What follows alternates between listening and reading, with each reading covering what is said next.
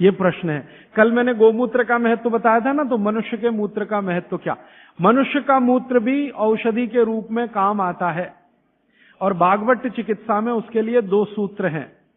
उन सूत्रों के अनुसार आप मनुष्य मूत्र पी सकते हैं, माने अपना स्वयं का मूत्र पी सकते हैं, लेकिन उसकी एक कंडीशन है। कंडीशन यह है कि आप संपूर्ण शाकाहारी होने चाहिए। संपूर्ण शाकाहारी माने मांस ना खाएं, मदिरा ना पिए, और आप ये जो है अंडे वंडा ना खाएं, तो आप अपना स्वयं का मूत्र भी उपयोग में ले सकते हैं। आपका जो मूत्र है और गाय का मूत्र है, फिर आपके मन में प्रश्न आएगा दोनों में क्या? तो भागवत जी ने बहुत स्पष्ट कहा, हमेशा गाय का मूत्र मनुष्य मूत्र से अच्छा। अगर गाय का मूत्र आसानी से उपलब्ध है तो वो पिए, नहीं उपलब्ध है तो आप स्वयं का मूत्र भी पी सकते हैं। अब स्वयं के मूत्र में वो कहते हैं कि सवेरे सवेरे जब सोकर उठें और पहला मूत्र हो वही उपयोगी है, बाकी दिन भर का नहीं।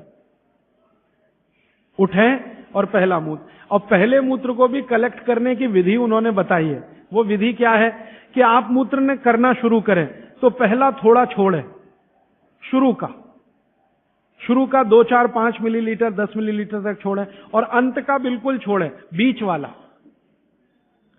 यही आप पी सकते हैं। तो आप बोलेंगे किस किस बीमारी में काम आएगा?